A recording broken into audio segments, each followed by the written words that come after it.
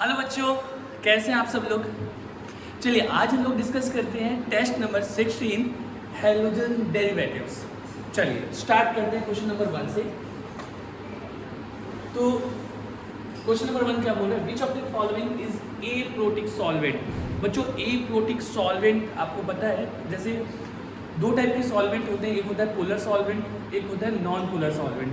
Polar solvent दो type के होते हैं, पोलर प्रोटिक और पोलर ए प्रोटिक। तो यही पे हम बात करने वाले हैं कि पोलर प्रोटिक सॉल्वेंट क्या है और पोलर ए प्रोटिक सॉल्वेंट क्या है। पोलर प्रोटिक सॉल्वेंट कौन, जो H+ फायर करे, ऐसे सॉल्वेंट जो H+ फायर करे, ठीक है ना। जैसे बेटा H+ कौन फायर करेगा, जिसके पास एक्टिव या एसिडिक H होगा, और ऐसा H जो किसी मोर इलेक्ट्रोनेगेटिव एटम से जुड़ा होता है, वही H जो होता है वो क्या होता है, फायर। तो चलिए देखते हैं बेटा हम लोग। तो सबसे पहले जैसे ऑप्शन नंबर बी से स्टार्ट करते हैं, नाइट्रोजन के साथ जुड़ा हुआ हाइड्रोजन, नाइट्रोजन की इलेक्ट्रोनेगेटिविटी ज़्यादा है, मतलब ये वाला हाइड्रोजन क्या करेगा, H+ फायर करेगा। ये भी क्या करेगा, हाइड्रोजन ऑक्सीजन जुड़ा हुआ है, ये भी H+ फायर करेगा। ये भी हाइड्रोजन जो है ऑक्सीजन के साथ जुड़ा हुआ है, ये भी H+ फायर करेगा। मतलब तीन जो है पोलर प्रोटिक सॉल्वेंट है। DMSO डाई मिथाइल सल्फोक्साइड क्या होता है, CH3H double bond O CH3।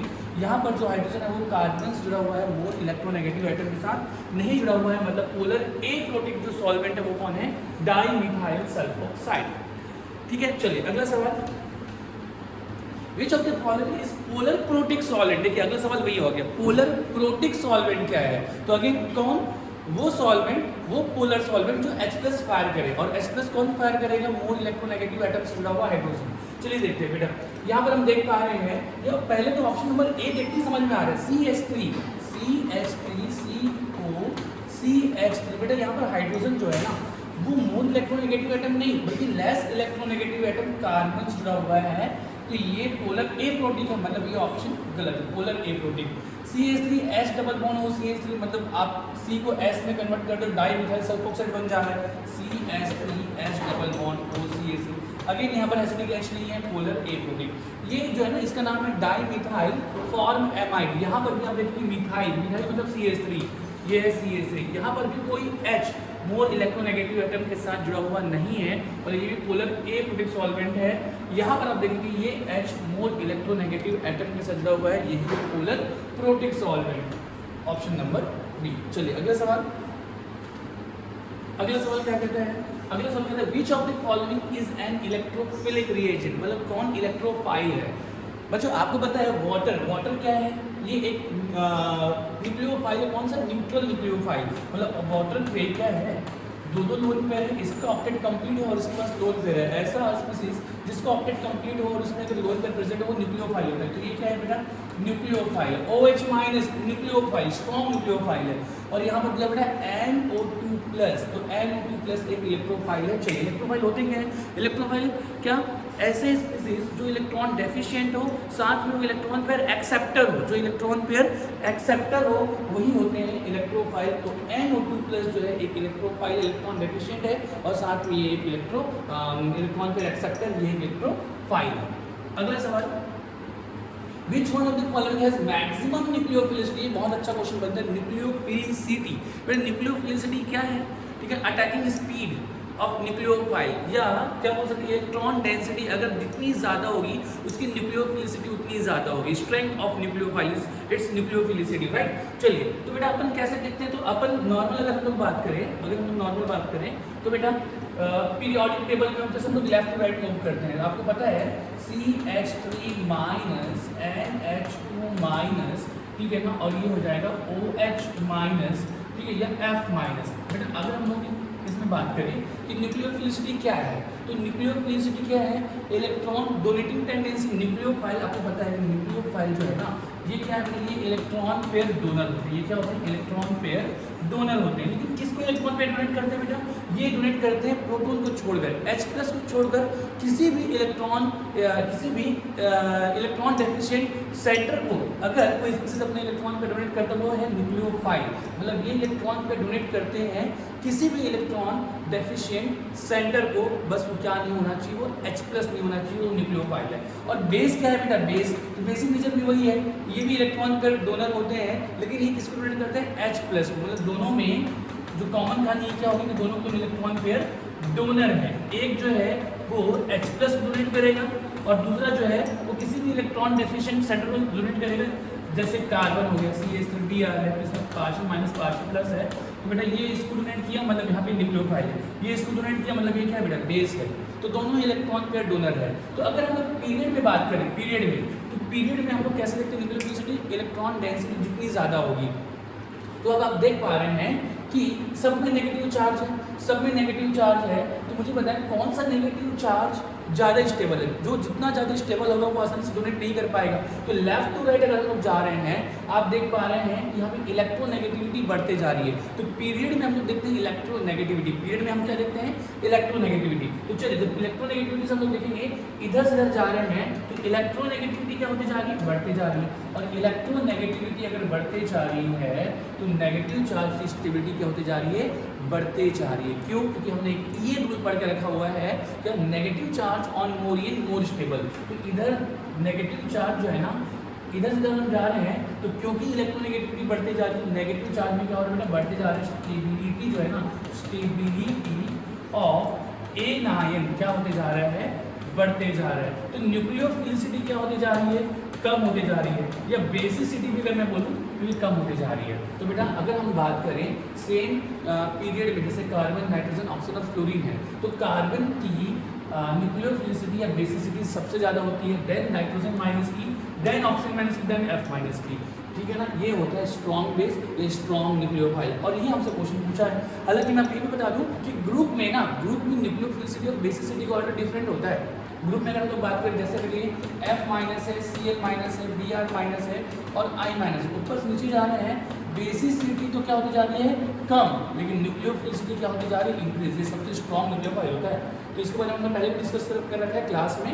तो चलिए अभी पीरियड वाले क्वेश्चन थे बेटा। तो स्ट्रॉन्ग न्यूक्लियोफाइल कौन हो गया, CH3 माइनस, मतलब यहाँ पर आप देख पा रहे हैं, देखिए एक कार्बन माइनस है, C माइनस, एक है N माइनस, इन दोनों में O माइनस है, इन दोनों में O माइनस। आपसे क्या पूछे, स्ट्रॉन्ग न्यूक्लियोफाइल, तो इसका स्ट्रॉन्ग न्यूक्लियोफाइल में सबसे ज़्यादा हो जाएगा CH3 माइनस, मतलब सबसे ज़्यादा हो जा रहा है आपका CH3 माइनस, देन क्या बेटा NH2 माइनस। अब इन दोनों में अगर देखें तो इलेक्ट्रॉन डेंसिटी भले इसमें ज़्यादा है, पर न्यूक्लियोफिलिसिटी में एक फंडा आपने और देखा है कि न्यूक्लियोफाइल अगर बल्कि हो, अगर न्यूक्लियोफाइल क्या है, बल्कि है, तो बल्कि है तो उसकी स्पीड क्या हो जाती है, कम हो जाती है, मतलब उसकी न्यूक्लियोफिलिसिटी क्या हो जाएगी, कम। तो इन दोनों में भले ही प्लस आई ज़्यादा प्लस आई लगाकर इलेक्ट्रॉन डेंसिटी इसकी ज़्यादा हो रही थी, पर बावजूद इसके ये न्यूक्लियोफाइल इससे स्ट्रॉन्ग है। तो इन दोनों में कंपेयर करें तो अब CH3O माइनस और देन फिर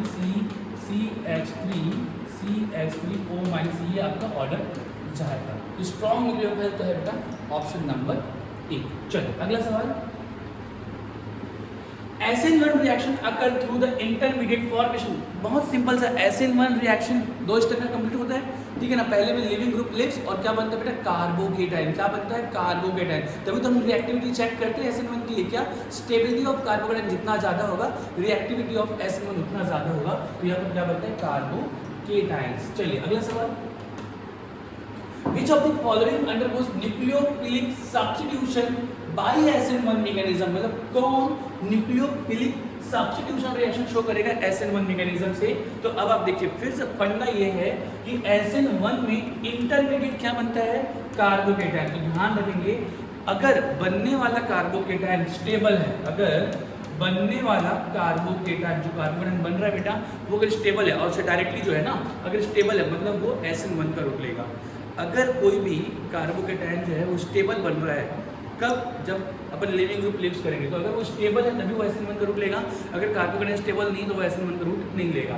इथाइल, पहला ऑप्शन था ethyl chloride, CH3 CH2 CH। बेटा यहाँ से हम लोग एक एक करके लिख लेते हैं। विनाइल क्लोराइड, विनाइल क्लोराइड क्या, CH2 double bond CH। Number 3 benzyl chloride, ये है बेंजाइल, ये है बेटा आपका, ये हो गया आपका CH2C, ये बेंजाइल क्लोराइड। और ये क्लोरोबेंजीन, ये क्या है, क्लोरोबेंजीन। नंबर 4 ये हो गया आपका क्लोरोबेंजीन। चलिए आप मुझे बताएं कहाँ से Cl आसानी से निकलेगा।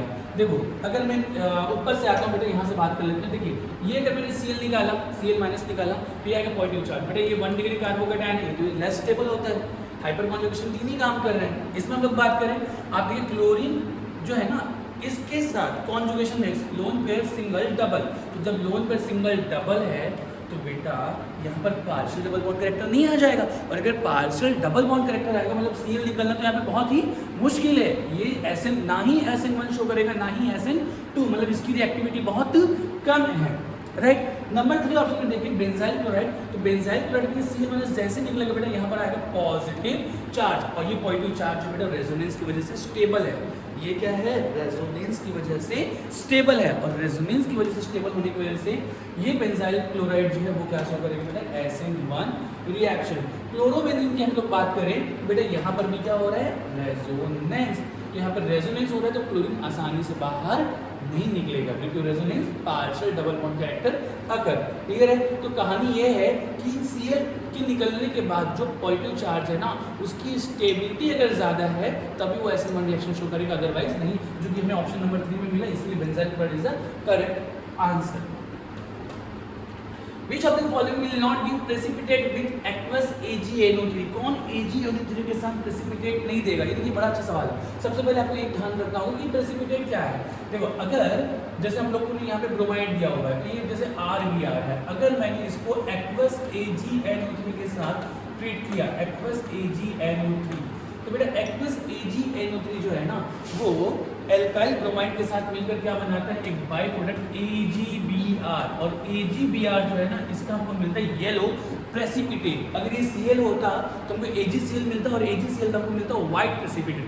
AgCl का होता है व्हाइट पीपीटी और AgBr का होता है येलो पीपीटी, ठीक है ना। तो सीधी सी बात है, यहाँ से हमको क्या चीज़ समझ में आया बेटा, हमको ये समझ में आया कौन Br आसानी से निकाल कर देगा, या which of the following will not give precipitate, मतलब कौन नहीं निकाल के देगा, विल नॉट गिव बोल रहा है ना, कौन नहीं निकाल के देगा। तो चलिए देखते हैं कि अब कब निकले बेटा, Br कब निकलेगा, तो Br उस तभी आसानी से निकलेगा जब उसके बाद बनने वाला जो पॉजिटिव चार्ज है वो स्टेबल हो।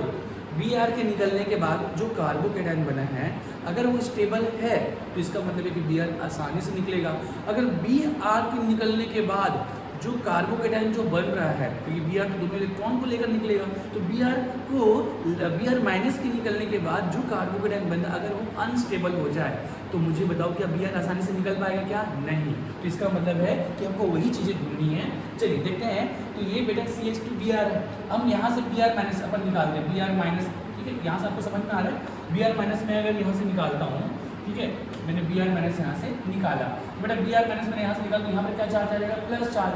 अब आप देखो क्या ये प्लस रेजोनेंस की वजह से स्टेबल है क्या, अरे है क्या, है, पॉजिटिव सिंगल डबल, तो यहाँ पर रेजोनेंस हो रहा है, ये कार्बोकेटाइन रेजोनेंस स्टेबलाइज्ड है, इसका मतलब कि ये AgBr देगा, Br आसानी से निकालेगा और AgBr बनेगा, मतलब फर्स्ट जो है वो प्रेसिपिटेट दे रहा है, ठीक है ना, ये प्रेसिपिटेट दे रहा है, कुछ पूछे कौन नहीं देगा। बी की हम लोग बात करते हैं, तो बी में जैसे अगर मैंने Br माइनस निकाला, बेटा यहाँ पर आ रहा है पॉजिटिव चार्ज। अब आप देखो पॉजिटिव चार्ज आ रहा है, मतलब यहाँ पर ये कंपाउंड क्या बन रहा है, कंपाउंड कुछ ऐसा बन रहा होगा, राइट। और आप ये देखो ये कंपाउंड क्या है, ये एक एरोमेटिक है, ठीक है ना, positive single double single positive, मतलब यहाँ पर साइक्लिक रेजोनेंस हो रहा है, और पाई इलेक्ट्रॉन्स कितने, 2, मतलब ये एरोमेटिक हो गया, मतलब ये भी आसानी से Br निकाल कर देगा। बात हम करते हैं ऑप्शन नंबर सी की, यहाँ से फिर से हम लोग Br निकालेंगे, ये बनेगा पॉजिटिव चार्ज, और ये भी रेजोनेंस स्टेबल है बेटा, इधर से हाइपर कॉन्जुगेशन भी हो रहा है, मतलब ये भी आसानी से Br निकाल कर देगा, मतलब ये तीनों के तीनों आसानी से Br निकाल देंगे, मतलब ये ऑप्शन यहाँ पर करेक्ट नहीं है, क्योंकि यहाँ पे AgBr मिल रहा है। लेकिन ऑप्शन नंबर डी की जब हम लोग बात करते हैं ना, तो जब ये Br अगर हमको निकाल के देगा तो यहाँ पर बनेगा पॉजिटिव चार्ज, मतलब जो कंपाउंड है वो कुछ ऐसे बनने वाला है, ये और ये। और अब आप ध्यान से देखेंगे तो आपको समझ में आएगा कि ये कंपाउंड क्या है, एंटी एरोमेटिक है, ठीक है ना। और आपको पता है कि anti aromatic compounds are highly unstable, तो ये Br आसानी से निकाल कर नहीं देगा, ठीक है क्या, क्योंकि Br के निकलने के बाद ये कंपाउंड क्या हो जाएगा, अनस्टेबल, तो वो क्यों निकाल के देगा। तो यहाँ पर करेक्ट ऑप्शन जो बनता है बेटा वो बनता है ऑप्शन नंबर डी। चलिए तो अगला सवाल है, reaction of methyl bromide with an alcoholic solution of silver cyanide, ठीक है ना, सिल्वर साइनाइड के साथ जो मिथाइल ब्रोमाइड का जो रिएक्शन है वो क्या देगा। तो बेटे सबसे पहले देख लो, मिथाइल ब्रोमाइड ये है आपका CH3Br, और इसका रिएक्शन हमने करा दिया है AgCN के साथ, ठीक है ना। यहाँ पर आपको देख रखा है एल्कोहलिक सॉल्यूशन, ये आपको देख के रखा हुआ है, ठीक है ना, एल्कोहलिक सॉल्यूशन जो है ये सॉल्वेंट देख रखा हुआ है। चलिए देखते हैं, तो आपको क्या करना है बेटा, AgCN है, AgCN जो है वो कोवैलेंट होता है, AgCN AgC triple bond N। तो यहाँ पर जो अटैकर है वो कौन, नाइट्रोजन, क्योंकि इलेक्ट्रॉन पे इसी के पास है, तो यही अटैक करता है CH3 के ऊपर, राइट। तो अब यहाँ पर अच्छा ये रूट कौन सा लेता है, अगर मैं CH3Br अगर बोलूँ तो ये तो Sn2 चाहता है, हालांकि AgCN Sn1 चाहता है, तो होता है इसके हिसाब से मतलब ये Sn2 का रूट लेगा। तो Sn2 का रूट लेगा कैसे, ये जो Ag है ना, ये AgC ट्रिपल बॉन्ड N, यही क्या करता है इसमें बैक अटैक करेगा, लाइक इस तरीके से, और बैक अटैक करने के बाद बेटा बाद में Ag निकल जाएगा, यहाँ से Br निकल जाएगा, बाय प्रोडक्ट बन जाएगा AgBr। पर मेजर प्रोडक्ट क्या है, CH3NC, मतलब जो बनने वाला प्रोडक्ट है वो है CH3N ट्रिपल बॉन्ड C, ये बना मिथाइल आइसोसाइनाइड। चलिए देखते हैं ऑप्शन में क्या है, methyl isocyanide, methyl isocyanide, option number B is correct option, ठीक है ना। चलिए तो ये हो गया ऑप्शन नंबर बी। नेक्स्ट है, इन Sn2 सब्स्टिट्यूशन रिएक्शन RBr देख रखा है with NaI acetone Ra plus NaBr। देखिए कौन सा रिएक्शन आपको पता है, NaI with acetone, Finkel-Stein reaction, very very important. Halogen exchange method में आपने देखा ना फिंकल-स्टीन रिएक्शन, ये वही फिंकल-स्टीन रिएक्शन, राइट। आगे क्या बोला, which one of the following has the highest relative rate. तो सबसे पहले आपको पता होना चाहिए, हमने क्लास में बात करी हुई है कि फिंकल-स्टीन रिएक्शन कौन सा रिएक्शन, Sn2 रिएक्शन। ये कौन सा रिएक्शन बेटा, Sn2, क्योंकि Sn2 बेटा क्यों, क्योंकि NaI है, NaI मतलब Na प्लस I माइनस है, और I माइनस का एक स्ट्रॉन्ग न्यूक्लियोफाइल है, और स्ट्रॉन्ग न्यूक्लियोफाइल फेवर Sn2। तो चलिए तो हमको पहले यहाँ से पता चल गया कि Sn2 रिएक्शन शो कर रहा है। अब Sn2 में किसकी रिएक्टिविटी ज़्यादा है, तो बेटा आपको पता है कि Sn2 की रिएक्टिविटी अपन कैसे चेक करते हैं, तो reactivity towards Sn2 reaction inversely proportional to क्या होता है बेटा, स्टेरिक क्राउडिंग, ये स्टेरिक हिंड्रेंस, स्टेरिक क्राउडिंग जितनी कम होगी, क्राउडिंग जितनी कम होगी, ठीक है ना, Sn2 की रिएक्टिविटी उतनी ज़्यादा होगी। अब चलिए देखते हैं यहाँ पर, तो यहाँ पर आप देख पा रहे हैं क्या क्या ऑप्शन देख रखे हैं, CH3C CH2Br। देखिए यहाँ पर ये भले प्राइमरी एल्काइल ब्रोमाइड है, ठीक है ना, पर यहाँ पर बहुत ज़्यादा क्राउडिंग है, ठीक है ना। यहाँ देखिए CH3 CH2Br, CH3 CH2 CH2Br, CH3 twice CH2Br, सबसे कम क्राउडिंग कहाँ पे दिख रही है मुझे, ऑप्शन नंबर बी में। आप इसको ओपन कर करके देखेंगे तो सबसे कम क्राउडिंग में यहाँ पे 2 ही कार्बन, यहाँ पे 3 कार्बन, यहाँ पर क्राउडिंग सबसे ज़्यादा, और सबसे एक्चुअल में सबसे ज़्यादा क्राउडिंग तो ऑप्शन नंबर ए में है। तो जितनी क्राउडिंग कम होगी Sn2 की रिएक्टिविटी उतनी ज़्यादा होगी, मतलब option number B is correct. In Williamson synthesis ethoxy ethane is prepared. देखिए इथॉक्सी इथेन का प्रिपरेशन विलियमसन सिंथेसिस से कैसे होता है, बेटा आपने बार बार याद कर रखा है कि विलियमसन सिंथेसिस में जो रिएजेंट होता है वो होता है सोडियम या पोटेशियम का एल्कोक्साइड, मतलब ये एक होता है RO- सोडियम में पोटेशियम, और इसका रिएक्शन को किसके साथ कराते हैं, एल्काइल हाइड के साथ, RH के साथ, और तब क्या बनता है बेटा, तब बनता है ईथर। कैसे कि यहाँ पर Sn2 रिएक्शन होता है, ये RO- स्ट्रॉन्ग न्यूक्लियोफाइल है, ये इसमें बैक अटैक करता है बेटा, और ये X- निकल जाता है, ये X- और Na प्लस मिलकर बनाते हैं NaH, और बन जाता है ROR। यहाँ पर बना इथॉक्सी इथेन। इथॉक्सी इथेन क्या होता है, CH3 CH2O CH2CH3। तो हो ना हो ये क्या रहा होगा, ठीक है। हालांकि ऑप्शन देकर भी हमको चीज़ें क्लियर हो जाती है, इतना लंबा तो करना नहीं पड़ता, पर एक्सप्लेन करने के लिए मैंने इतना करा दिया। वो passing ethanol over heated alumina, ये कोई विलियमसन ईथर सिंथेसिस नहीं है। ऑप्शन नंबर बी क्या, heating sodium ethoxide with ethyl bromide. देखिए यहाँ पर क्या हो रहा है, सोडियम इथॉक्साइड, ये हो गया आपका CH3CH2O-, ये सोडियम में ले लिया इथॉक्साइड, और इसका रिएक्शन करा दिया किसके साथ, इथाइल ब्रोमाइड के साथ, CH3CH2Br। देखिए ये हमने वही तो कहानी करके रखी हुई है। यहाँ से क्या हो जाएगा, ये जो नेगेटिव है स्ट्रॉन्ग न्यूक्लियोफाइल, ये इसमें क्या करेगा, अटैक, और ये Br बाहर, तो CH3CH2O CH2CH3, ये हमारा क्या होगा, CH3CH2O CH2CH3 हमारा आंसर होगा। यही क्या बेटा, विलियमसन ईथर सिंथेसिस है। Treating with ethyl alcohol with excess of ester, ये भी नहीं है, हालांकि इसमें भी ईथर बनता है, ठीक है ना। यहाँ पर ईथर बनता है, मतलब बनता तो सभी में है, लेकिन एक्चुअल विलियमसन ईथर सिंथेसिस क्या है, सोडियम इथॉक्साइड का रिएक्शन हम लोग जब इथाइल ब्रोमाइड से कराएंगे तभी इथॉक्सी इथेन बनेगा, और यही Williamson synthesis reaction. Aryl halides are less reactive towards nucleophilic substitution reaction as compared to alkyl halide due to, चलिए क्वेश्चन ये बोल रहा है कि aryl halide, ये है आपका aryl halide, ठीक है ना, ये हो गया आपका aryl halide, और ये alkyl halide में ले लेता हूँ मैं कुछ भी CH3 CH2X। तो बोल रहा है कि रिएक्टिविटी जो है ना इसकी कम है, ठीक है, आर लेस रिएक्टिव। तो क्यों, चलिए आपने रीजन पढ़ा हुआ है क्यों। तो इसका सबसे इंपॉर्टेंट रीजन है कि यहाँ पर होता है रेजोनेंस, ठीक है ना बेटा, ये lone pair single double resonance, और रेजोनेंस की वजह से यहाँ पर आता है पार्शियल डबल बॉन्ड कैरेक्टर, इसकी वजह से इसकी रिएक्टिविटी कम होती है। ये सबसे इंपॉर्टेंट इसका रीजन होता है। चलिए ऑप्शन देखते हैं, the formation of less stable carbonium ion. चलिए ये बात भी सही है कि यहाँ पर X जब निकल जाएगा तो यहाँ पर बनने वाला जो केटायन है वो लेस स्टेबल है, ठीक है। अगला ऑप्शन देख लेते हैं, CX bond has partial double bond. ये CX बॉन्ड जो है पार्शियल डबल बॉन्ड कैरेक्टर रखता है, ये ऑप्शन दे रखा है इसने, मतलब ये तो सबसे इंपॉर्टेंट रीजन हो गया। ये भी रीजन है पर सबसे important reason option number 2, longer carbon halogen bond. नहीं, ये बात तो गलत है कि लॉन्गर कार्बन हेलोजन बॉन्ड नहीं है, क्योंकि पार्शियल डबल बॉन्ड आ गया मतलब बॉन्डिंग कम हो गया है। The inductive effect, inductive effect काम करता है पर ये कोई रीजन नहीं है, ये इसका रीजन नहीं है। तो ऑप्शन इन चारों में अगर कोई एक ऑप्शन सेलेक्ट करना है तो सीधी सी बात है ऑप्शन नंबर जो बी है वो सबसे इंपॉर्टेंट है, इसलिए option number B is correct.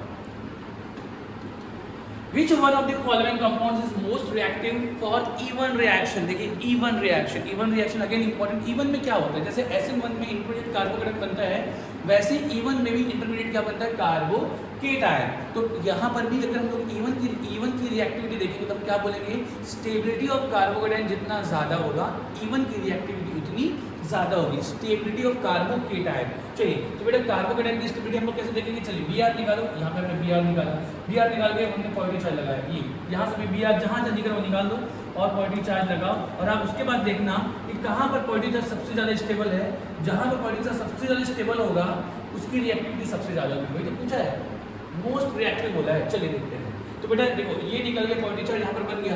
अब ये जो पॉजिटिव चार्ज है, ये वाला जो है पॉजिटिव चार्ज, इसमें कितने क्या चल लग रहा है बेटा, तो यहाँ पर हाइपर कॉन्जुगेशन 3, 3, 6 और 2, 8, मतलब हाइपर कॉन्जुगेशन कितने 8। यहाँ पर देखते हैं हाइपर कॉन्जुगेशन 3 और 2, 5 और ये रेजोनेंस है, मतलब यहाँ पर हाइपर कॉन्जुगेशन के साथ क्या है, रेजोनेंस, और रेजोनेंस जो है बेटा वो बहुत डोमिनेंट है। हाइपर कॉन्जुगेशन यहाँ पे 5 है और एक्चुअल में है यहाँ पे रेजोनेंस C6H5। रेजोनेंस कैसे दिख रहा है पता है, ये इधर C6H5 है, तो C6H5 क्या होता है, ये तो फिनाइल ही तो है ये, लाइक ये ऐसा, तो यहाँ पर क्या पॉजिटिव सिंगल डबल, इधर से रेजोनेंस हो रहा है ना, तो यहाँ पर इन दोनों में तो सबसे ज्यादा स्टेबल ये हो गया। ऑप्शन और देख लेते हैं, C2H5 मतलब यहाँ पर होगा CH2CH3, तो कार्बोकेटायन यहाँ पर 2, मतलब जो हाइपर कॉन्जुगेशन है वो 2, 3, 2, 5 और 2, 7, हाइपर कॉन्जुगेशन 7, इससे ये कम स्टेबल हो गया। और यहाँ पर हाइपर कॉन्जुगेशन 3 और 2, 5, हाइपर कॉन्जुगेशन पे बेटा 5, तो सबसे ज़्यादा स्टेबल देख रहे कार्बोकेटायन, तो ऑप्शन नंबर बी में है। सबसे ज़्यादा स्टेबल ये है, देन ये है, देन ये है, देन ये है। तो रिएक्टिविटी किस बात पर डिपेंड करती है, स्टेबिलिटी ऑफ कार्बोकेटायन के, जो कि ऑप्शन नंबर बी में सबसे ज़्यादा है। Substrate that readily do not show even reaction, कौन आसानी से even reaction शो नहीं करेगा। देखिए सारे क्वेश्चन वो घूम फिर वहीं पे आ रहा है। even reaction में क्या बनता है, कार्बोकेटायन, मतलब अब ये बोल रहा है कि कौन सा कार्बोकेटायन लेस स्टेबल है, ठीक, क्योंकि आसानी से even reaction शो नहीं करेगा। तो चलिए देखते हैं बेटा, यहाँ पर जब मैं OH, अब ये एल्कोहल का है, एल्कोहल में even करा रहा है एलिमिनेशन रिएक्शन, यहाँ पर निकाल कर मैं बताऊँ पॉजिटिव चार्ज, राइट, यहाँ पर मैं OH निकाल कर लगाता हूँ पॉजिटिव चार्ज, जहाँ पर भी मैं OH निकालता हूँ लगाता हूँ पॉजिटिव चार्ज, यहाँ पर भी मैं OH लगाता हूँ पॉजिटिव चार्ज। मुझे क्या बताना है, कौन इवन रिएक्शन शो नहीं करेगा, मतलब कहाँ पर कार्बोकेटायन की स्टेबिलिटी सबसे कम है, ये लेस स्टेबल कार्बोकेटायन है। चलिए देखते हैं बेटा, ये 1 डिग्री कार्बोकेटायन, आपको पता है कि 1 डिग्री कार्बोकेटायन वैसे ही लेस स्टेबल होता है, ये तो आंसर तो वैसे भी आ जाना, लेकिन मुझे बाकी को भी चेक करना है, राइट। ये सबसे लेस स्टेबल कार्बोकेटायन मुझे एहसास हो रहा है अभी नॉर्मली।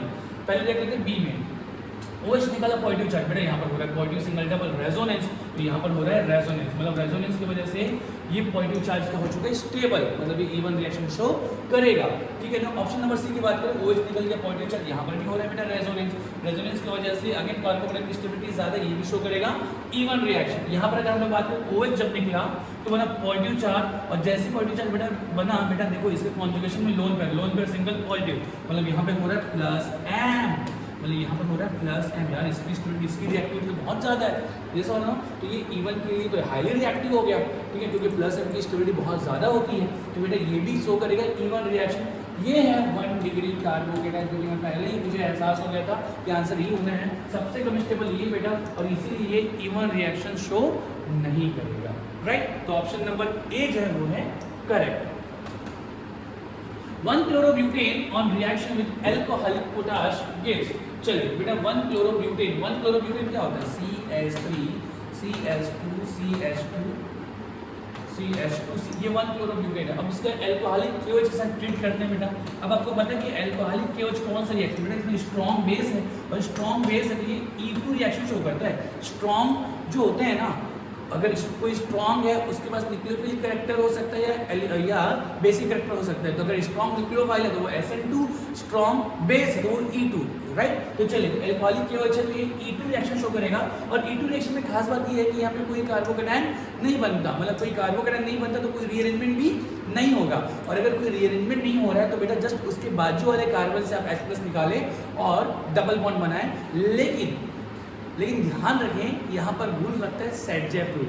सेट-जेप रूल मतलब अगर कोई कार्बोकेटायन बना उसके बाजू वाले कार्बन इधर भी है जिसमें एक H है, बाजू वाले कार्बन इधर भी उसमें भी एक H है, तो डबल बॉन्ड इधर भी बन सकता है, डबल बॉन्ड इधर भी बन सकता है। तो अगर एक से ज़्यादा अगर डबल बॉन्ड, एक से ज़्यादा अगर अलग अलग टाइप के एल्कीन बन रहे होंगे ना, तो वहाँ पर दो रूल काम आते हैं, एक सेट-जेप और एक हॉफमैन। तो सेट-जेप रूल क्या कहता है, वो प्रोडक्ट की स्टेबिलिटी की बात करता है कि जहाँ पर जो डबल बॉन्ड जो बन रहा है, जहाँ पर वहाँ पर वो डबल बॉन्ड की स्टेबिलिटी अगर ज़्यादा है तो वो सेट-जेप रूल के अकॉर्डिंग वो होगा मेजर प्रोडक्ट, ठीक है ना। तो यहाँ पर आप ध्यान रखेंगे अल्कोहलिक KOH में सेट-जेप रूल काम करता है। तो चलिए, तो फिलहाल ये तो हमारी बात समझने की होगी, थोड़ी सी रिविजन भी हमारा हो गया। अल्कोहलिक KOH जो है वो E2 रिएक्शन शो करता है, मतलब यहाँ पे कोई कार्बोकेटायन नहीं बनेगा। अब Cl निकाल लेते हैं, Cl निकाल मैंने पॉजिटिव चार्ज बना दिया। अभी अच्छी बात है कि पॉजिटिव चार्ज में टर्मिनल कार्बन भी है, मतलब इसके बाजू वाला कार्बन CH निकलेगा, कोई रीअरेंजमेंट की जरूरत है ही नहीं। तो बेटा यहाँ पर सीधे इस बाजू वाले से H, यहाँ इस H को आप लोग शो कर दो, ये H शो कर दिया अपन ने। और अब क्या करेंगे बेटा, इसी H+ को हम फायर करेंगे, एक साथ साइमल्टेनियसली फायर होता है बेटा। ये Cl जब निकलता है, सॉरी एक्चुअली पहले H और Cl साथ साथ निकलते हैं। H को KOH में क्या किया, OH- इसको ट्रैप किया, उसी वक्त Cl निकलता है और उसी वक्त साइमल्टेनियसली ये बॉन्ड शिफ्ट होता है और बनाता है डबल बॉन्ड। मतलब यहाँ फाइनली जो आपको मिलने वाला प्रोडक्ट वो क्या मिलने वाला है, CH3 CH2 CH double bond CH2, मतलब ये ब्यूट 1 इन मिल रहा है। आंसर क्या है, but 1 ene, option number C is correct. ठीक है, चलिए अगला सवाल। Which of the following give fastest reaction with alcoholic KOH? देखिए बोल रहे हैं कि इनमें से कौन अल्कोहलिक KOH के साथ फास्टेस्ट रिएक्शन शो करेगा। देखिए अभी हमने डिस्कस करा, हमने क्या डिस्कस करा कि बनने वाला जो प्रोडक्ट है ना उसकी स्टेबिलिटी चेक करते हैं E2 में बनने वाले प्रोडक्ट की। तो देखिए बेटा अभी मैं काम करता हूँ, सबने मैं प्रोडक्ट बनाता हूँ, इसमें क्या बनेगा, जैसे बेटा मैंने Br यहाँ से निकाला, Br मैंने यहाँ से निकाला, तो अगर मैंने ये वाला H एलिमिनेट कर दिया बेटा, ये मैंने H निकाल दिया तो ये डबल बॉन्ड, ये H, इसके बाद ये कार्बन पे आ जाएगा पॉजिटिव चार्ज। जब Br निकला तो इसके बाद वाले कार्बन यहाँ से जब मैंने H निकाला, ये H निकाला, फिर बॉन्ड इधर शिफ्ट होगा, मतलब यहाँ पर क्या बन रहा है, यहाँ पर बन रहा है लाइक ये ऐसा, तो ये बन गया आपका रेजोनेंस टेबल, एक एल्कीन बन गया है 1,3-डाइईन वाला, साइक्लोहेक्स 1,3-डाइईन, राइट। यहाँ पर अगर मैं Br निकालूंगा बेटा तो H मुझे यहाँ से निकालना चाहिए, H निकालूंगा डबल बॉन्ड यहाँ पर आएगा, H यहाँ से निकालूंगा डबल बॉन्ड यहाँ पर आएगा, तो यहाँ पर बन जा रहा है बेंजीन एरोमेटिक कंपाउंड, मतलब सबसे ज्यादा स्टेबल तो ये हो रहा है, राइट। यहाँ पर अगर देखिए बेटा Br निकाल के H निकालूंगा, यहाँ पर बन जाएगा साइक्लोहेक्सीन, राइट। और यहाँ पर बेटा ये Br है तो Br निकालूंगा तो देखिए Br निकालूंगा, यहाँ से निकालूंगा, यहाँ पे डबल बॉन्ड, और इस तो जहाँ पर अगर मैं दो चीज़ें हो सकती है, या तो डबल बॉन्ड यहाँ पर बनेगा या तो उसी कार्बन पे ट्रिपल बॉन्ड बनेगा, राइट। ऐसा कि अगर H यहीं से अगर निकाल दो तो अगर स्ट्रॉन्ग बेस है तो बेटा ये दोनों ही अनस्टेबल है, लेस स्टेबल इन दोनों, ठीक है ना। सबसे ज़्यादा स्टेबल जो प्रोडक्ट बन रहा है वो क्या बन रहा है बेटा, ये सबसे ज़्यादा स्टेबल B, फिर A, फिर C, मतलब रिएक्टिविटी अगर हम लोग देखें तो B, A, C और सबसे कम रिएक्टिव ये है, तो सबसे ज़्यादा रिएक्टिव हो जाएगा B। क्यों, क्योंकि हम प्रोडक्ट बेंजीन बन रहे हैं जो कि सबसे ज़्यादा स्टेबल है। अगला सवाल क्या बोल रहा है, in which alkyl halide SN2 mechanism is favoured maximum, ठीक है ना। कौन सा एल्काइल हैलाइड SN2 के लिए को ज़्यादा फेवर कर रहा है, मतलब रिएक्टिविटी ज़्यादा है। बेटा हमने अभी आगे देखा था कि reactivity towards SN2 reaction, reactivity ठीक है ना टुवर्ड्स SN2 की जो रिएक्टिविटी है वो inversely proportional to steric crowding, steric क्या क्राउडिंग जितनी कम होगी। अब आप देखिए बेटा कि सबसे कम क्राउडिंग किसमें, A में है, यहाँ पर एक मिथाइल की क्राउडिंग तो हो ही नहीं, ठीक है ना। यहाँ पर इस दो मिथाइल, इस CH पर दो मिथाइल की क्राउडिंग, इस पर 3 मिथाइल की क्राउडिंग, मतलब क्राउडिंग बढ़ते जा रही है तो रिएक्टिविटी कम होती जा रही है। सबसे ज़्यादा रिएक्टिव कौन सा, CH3Cl, CHHC, बेटा ये टाइनी पार्टिकल क्राउडिंग सबसे कम है। यहाँ पर अगर हम लोग देखें CH3HHCl, देखिए एक मिथाइल की क्राउडिंग आ गई, इसमें 2 मिथाइल की क्राउडिंग आएगी और इसमें 3 मिथाइल की क्राउडिंग आएगी। क्राउडिंग बढ़ते जा रही है, SN2 की रिएक्टिविटी कम होते जा रही है। सबसे हाईली रिएक्टिव बॉन्ड है वो है मिथाइल क्लोराइड। अगला सवाल, correct statement for E2 reaction. देखिए E2 के लिए करेक्ट स्टेटमेंट पूछा है, it is a 2 step process. नहीं, ये तो सिंगल स्टेप में हो जाता है E2, मतलब ये जो है incorrect. It is a unimolecular reaction, again incorrect. ये 2 लिखा हुआ है, ये इसका मतलब क्या होता है? बाई मॉलिक्यूलर, ये बाई मॉलिक्यूलर, ठीक है ना बेटा, क्या है? रिएक्शन है। अभी ये भी करेक्ट। स्ट्रॉन्ग बेस, यस, जो स्ट्रॉन्ग होते हैं वो E2 को फेवर करते हैं, ये करेक्ट ऑप्शन है। Carbon A9 is form during reaction. बेटा यहाँ पर इंटरमीडिएट ना कार्बोकेटाइन ना कार्बोनाइन बल्कि ट्रांजिशन स्टेट होता है, ठीक है ना। अभी ये क्या है? इनकरेक्ट। तो करेक्ट ऑप्शन क्या है? Strong base favour E2 reaction. What are major product of the given reaction is, इसमें प्रोडक्ट बताना आपको मेजर प्रोडक्ट। देखिए अगले कोई सवाल है, अल्कोहलिक एल्कोहल। बेटा अल्कोहलिक एल्कोहल क्या कराता है? E2 रिएक्शन क्या कराता है? E2 reaction. और जब E2 रिएक्शन कराएगा तो अपन क्या देखते हैं? मेजर प्रोडक्ट कौन डिसाइड करता है? सैडजेफ रूल। और वो क्या कहता है, किसके बारे में बात करता है? प्रोडक्ट की स्टेबिलिटी के बारे में बात करता है। तो चलिए, तो बेटा यहाँ से हम लोग Br निकालेंगे, तो Br के बाद वाला कार्बन ये भी है, इधर के बाद वाला कार्बन ये भी है। अच्छा, इसमें 3 H है, 1 2 3 H, इसमें 1 H है, राइट। तो अब देखो, अगर H यहाँ पे निकलेगा डबल बॉन्ड यहाँ पर बनेगा, और अगर H यहाँ से निकलेगा मतलब डबल बॉन्ड यहाँ पर बनेगा। मतलब आप देख पा रहे हैं, अगर इसके स्ट्रक्चरल आइसोमर्स बनाऊं तो 2 प्रोडक्ट दिख रहे हैं, एक जिसमें एक डबल बॉन्ड यहाँ पर गिरता हुआ नजर आ रहा है, 1 2 3 4 5 6, 1 2 3 4 5, अच्छा हो गया ना, 1 2 3 4 5 6, राइट। तो एक और यहाँ पर मिथाइल है, तो यहाँ पर एक प्रोडक्ट डबल बॉन्ड यहाँ पर गिरेगा और एक जो है वो यहाँ, मतलब ये 2 आपको स्ट्रक्चर मिल रहे हैं इसके। तो इन दोनों में कौन सा मेजर होगा वो कौन डिसाइड करेगा? Stability of alkene. अब आप देखेंगे कि यहाँ पर एल्कीन की स्टेबिलिटी ज़्यादा है, क्योंकि हाइपर कॉन्जुगेशन यहाँ पर डाला है, डबल सिंगल। इसमें कितने हाइपर कॉन्जुगेशन? आप इसको ओपन करेंगे, ये हो जाएगा CH3, यहाँ पर भी CH3, ये है CH2 CH2 CH3 और ये है आपका CH, ठीक है। अब आप देख पा रहे हैं हाइपर कॉन्जुगेशन, डबल सिंगल कितने CH? 3, डबल सिंगल कितने CH? 3, 3 और 3 6, डबल सिंगल कितने CH? 2, 3 3 6 2 8। यहाँ पर हाइपर कॉन्जुगेशन कितने हो गए? 1। और यहाँ पर हाइपर कॉन्जुगेशन बेटा डबल सिंगल कितने CH? यहाँ पर एक ही H है, तो हाइपर कॉन्जुगेशन एक ही है। मोर हाइपर कॉन्जुगेशन मोर स्टेबिलिटी, मतलब ये ज़्यादा स्टेबल, इसलिए ये प्रोडक्ट जो है वो मेजर प्रोडक्ट है। Answer B is correct. C और B तो पॉसिबल ही नहीं है बनना, तब तो उसमें कोई दिक्कत ही नहीं है। For the reaction C2H5OH HX, ZnH2 C2H5X, the order of reactivity is, बेटा ये कौन सा रिएक्शन आपको समझ में आ रहा होगा? ZnH2 दिया हुआ है, इसका मतलब क्या बेटा? ये और HX के साथ है, ये ल्यूकस रिएजेंट है। HCl के साथ अपन क्या लेते हैं? Zn concentrated HCl with N hydrogen ZnCl2। और बेटा ये किसका रिएजेंट है? ये SN, ठीक है ना, ये SN1 कराता है। हालांकि कुछ एल्कोहल में ये SN2 भी कराता है, पर ये SN1 का रिएजेंट है। चलिए तो सुनो, तो इसके लिए रिएक्टिविटी का ऑर्डर बेटा, तो यार यहाँ पर तो कोई दिक्कत ही नहीं है। यहाँ पर मैं अगर बात करूँ ZnH2 की जरूरत पड़ती कब? HCl के केस में, ठीक है ना। अगर हम लोग रिएक्टिविटी देखें ना, HI, HBr, HCl और HF में सबसे ज़्यादा रिएक्टिव कौन है? HI की रिएक्टिविटी सबसे ज़्यादा, क्योंकि बॉन्ड एनर्जी इसकी सबसे कम है, ठीक है ना। बॉन्ड ये आसानी से ब्रेक डाउन हो जाता है। तो HI सबसे ज़्यादा reactive, then HBr, then HCl, then यार ये रिएक्शन नहीं भी लिखिएगा ना, रिएक्टिविटी भी आपसे पूछ दे तो आपको क्लियर होना चाहिए। सबसे ज़्यादा HI, then HBr, then HCl, right. ये तो हमको देकर हमारा समय खींचा है, ठीक है। रिएक्टिविटी अगर पूछ दे तो सीधी सी बात है HI, HBr, देन HCl, तो हानि खत्म, कोई दिक्कत ही नहीं है। HCl आसानी से टूट नहीं रहा था, HCl आसानी से ब्रेक डाउन, मतलब उसका डिसोसिएशन आसानी से नहीं होता, या लेस डिसोसिएशन होता है। तो अपन ZnCl2 एज अ असिस्टेंस अपन उसको यूज करते हैं। Thionyl chloride method is preferred over phosphorus pentachloride method for the preparation of alkyl chloride because. अच्छा, यहाँ पर एक्चुअली पूछा गया है एल्काइल क्लोराइड बनाने का जो मेथड है ना, RX बनाने के लिए जो मेथड है, इससे बेटा, ठीक है। अब थियोनिल क्लोराइड तो देखिए आपने पढ़ा होगा कि जैसे RX बनाने के लिए हमने एल्कोहल के साथ अपन क्या करते हैं? एक होता है जैसे हमने दे दी PCl5, या एक रिएक्शन हो जाता है एल्कोहल के साथ क्या? SOCl2। हम दोनों से क्या बना लेते हैं? यहाँ से भी हमको क्या मिलता है? RCl, यहाँ से मिल जाता है हमको RCl, ठीक है ना। अब पूछा because the reaction goes to completion the by product being gases escape into the atmosphere leaving behind the almost pure alkyl chloride। ये सही बोल रहा है ये, मतलब हम थियोनिल क्लोराइड को प्रीफर क्यों करेंगे, क्योंकि जब हम लोग SOCl2 से जब प्रोडक्ट बनाते हैं ना मतलब एल्काइल, तो यहाँ पर हमको क्या मिलता है, एक सल्फर डाइऑक्साइड मिलता है और साथ में मिलता है HCl, और दोनों ही क्या होता है, वेपोराइज हो जाता है, वो प्योर एल्काइल मिल जाता है। जबकि PCl5 को ट्रीट करते हैं जहाँ पर क्या होता है, बाय प्रोडक्ट POCl3 और साथ में एसिड तो भले उड़ गया पर POCl3 तो बच गया साथ में, तो हमको ये एल्काइल हैलाइड प्योर नहीं मिला। तो PCl5 की जगह अपन SOCl2 यूज़ करते हैं, क्यों, क्योंकि बनने वाला बाय प्रोडक्ट जो हो जाता है वो उड़ जाता है। तो ये है द बाय प्रोडक्ट गैस जो है वो उड़ जाता है, स्टेप इनटू द एटमॉस्फेयर। चलिए तो ये हो गया।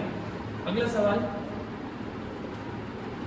इन Lucas test of alcohol the appearance of cloudiness is due to for, अरे यार ये तो ठीक है ना, तुरंत आंसर क्या मुझे पता है क्या, कि अगर एल्कोहल जो है ROH में अगर ये हम रिएक्शन कराते हैं तो यहाँ पर हम क्या लेते हैं बेटा, ल्यूकास रिएक्शन क्या है, HCl के साथ में ZnCl2 और क्या बनता है RCl। तो ये RCl एल्कालाइड जो होता है ना, ये क्या होता है, मटमैला कलर, क्लाउडीनेस होता है, टर्बिड कलर बोलते हैं इसकी वजह से, ये क्लाउडीनेस अपीयरेंस होता है। तो ये क्यों होता है, क्योंकि एल्काइल क्लोराइड का फॉर्मेशन हुआ है, इसका एल्काइल क्लोराइड का, राइट। चलिए अगला सवाल, which of the following major product will be obtained when neopentyl alcohol is treated with concentrated HCl in presence of ZnCl2। चलिए देखते हैं बेटा नियोपेंटाइल अल्कोहल क्या होता है। तो नियोपेंटाइल क्या होता है, CH3 CH3CH2OH, नियोपेंटाइल अल्कोहल हो गया। इसमें हमने HCl के साथ दे दिया ZnCl2, तो बेटा यहाँ पर क्या बनेगा। अब चलिए सबसे पहले तो मुझे बताओ, ये ल्यूकास रिएजेंट है, ये कौन सा रूप लेता है, ये SN1 का रूप लेता है। तो अगर SN1 का रूप लेता है तो आपको पता है कि यहाँ पर जो बनने वाला जो कार्बोकेटायन है ना, उसको हम लोग रीअरेंज कराएंगे, ठीक है। चलिए तो ये OH निकाल दो सबसे पहले, हमारा हम ट्रिकी कर रहे हैं, ठीक है ना। तो ये OH माइनस निकालो, बन गया यहाँ पे कार्बोकेटायन, राइट। ये बन गया आपका कार्बोकेटायन। जैसे ये कार्बोकेटायन बना, ठीक है ना, इसमें हो जाएगा रीअरेंजमेंट, क्योंकि SN1 में बनता है कार्बोकेटायन और वहाँ पर होता है रीअरेंजमेंट। तो ये नंबर 1, ये नंबर 2 कार्बन से बेटा आप कोई भी जो ग्रुप है उसको शिफ्ट कराओ। अगर हाइड्रोजन होता तो उसका माइग्रेशन सबसे फास्ट होता, तो वो नहीं है, तो मिथाइल को शिफ्ट कराओ बेटा। तो ये CH3 माइनस का फॉर्म में यहाँ पे शिफ्ट होगा, ये होगा CH3 माइनस की शिफ्टिंग, CH3 माइनस की, और फाइनली यहाँ पर बन जाएगा CH3C CH3 CH2 CH3 और यहाँ पे आ जाएगा पॉजिटिव चार्ज। फाइनली इसी में जो Cl माइनस है वो क्या करेगा, अटैक और बना लेगा product CH3 CH3 CH2 CH3 और ये हो जाएगा। तो देखिए ये क्या है, ये 2-chloro-2-methyl butane, या अगर हम इसको कॉमन में बोले तो अगेन ये हो गया। यहाँ पर अगर हम लोग बात कर सकते हैं क्या, ये टर्सरी, ठीक है ना, ये पेंटाइल क्लोराइड है, टोटल 5 कार्बन है, तो टर्सरी पेंटाइल क्लोराइड, टर्सरी अपन जो बोल रहे हैं, ये कार्बन 3 डिग्री है, ठीक है ना। अगर मैं बोलूँ 5 कार्बन का अगर मैं क्लोराइड बनाऊँ जिसमें टर्सरी कार्बन होते हैं, एकमात्र स्ट्रक्चर यही होगा। तो ये 5 कार्बन का 1 2 3 4 5, ये 5 है। अगर मैं इसमें वैकेंसी करूँ, जो वैकेंसी प्राइमरी कार्बन में है, अगर यहाँ पर करूँ तो सेकेंडरी कार्बन में, यहाँ पर अगर मैं इसको लीनियर रखता हूँ तो कहीं भी कोई टर्सरी कार्बन नहीं मिल रहा है। टर्सरी कार्बन का मिलेगा जब मैं ये स्ट्रक्चर ऐसे बनाऊँ 5 कार्बन का और वैकेंसी यहाँ पे क्रिएट करूँ, वैकेंसी यहाँ पे क्रिएट किया, टर्सरी कार्बन में वैकेंसी हो गई, टर्सरी क्लोराइड बन गया। लेकिन 5 कार्बन कितने हैं, प्रोटो कार्बन कितने हैं, 5, तो ये हो जाएगा टर्सरी पेंटाइल क्लोराइड, राइट। चलिए अगला सवाल है, the product form in the reaction, ठीक है ना। अच्छा मैंने उसका आंसर यहाँ पे क्या है, टर्सरी पेंटाइल क्लोराइड, ठीक। चलिए अगला सवाल है, the product form in the reaction. देखिए यहाँ पर एक एल्कोहल देकर रखा है और इसका रिएक्शन SOCl2 से किया हुआ है। बेटा आपको पता है कि SOCl2 जो है ना थियोनिल क्लोराइड, यहाँ पर जो प्रोडक्ट बना के देते हैं वो आपको ध्यान रखना है कि यहाँ पर होता है SNI रिएक्शन। कौन सा रिएक्शन, SNI, इंटरनल, मतलब जब हम इसका मैकेनिज्म हम जब देखेंगे ना, तो ये जो OH जो है यहाँ पर जो लोन पर ये सल्फर पर जब अटैक करता है तो उसका जो क्लोरीन है ना वो इंटरनली इस कार्बन पर अटैक करते हैं। इंटरनली का मतलब क्या बेटा, कि OH जिस साइड से जुड़ा हुआ है क्लोरीन भी उसी साइड से अटैक करता है। तो इसका क्या मतलब है कि जो कॉन्फ़िगरेशन इसका है वही कॉन्फ़िगरेशन बनने वाला प्रोडक्ट होगा, मतलब हमको मिलेगा रिटेंशन फॉर्म। या अगर ऐसे बोले कि OH जिधर जुड़ा हुआ है उसी साइड से Cl भी जुड़ेगा, तो आपको ध्यान में रखना है कि यहाँ पर बनने वाला जो प्रोडक्ट है वो हमको मिलता है रिटेंशन प्रोडक्ट हमको मिलता है। तो यहाँ पर आप देखिए तो इसका कॉन्फ़िगरेशन निकाल के जैसे सपोज इसका कॉन्फ़िगरेशन अगर R निकलता है तो इसमें जो बनने वाला जो प्रोडक्ट है वो R कॉन्फ़िगरेशन वाला निकले। अगर ये S है तो बनने वाला भी क्या बेटा S। तो चलिए पहले मैं ऑप्शन लेके देखता हूँ। यहाँ पर मुझे थोड़ा सा सिंपल नजर आ रहा है, ये OH जो है ये इसमें वैज में है, राइट। बाकी ये डैश डैश और ये इथाइल, इधर मिथिल इधर इथाइल। यहाँ पर आप पहला ऑप्शन देखें, मिथाइल इथाइल जैसा वैसे ही है, इधर है डैश इधर है वैज, और वैज में वो जगह क्या है Cl। तो बेटा OH जिधर से निकले Cl वहीं से अटैक किए है।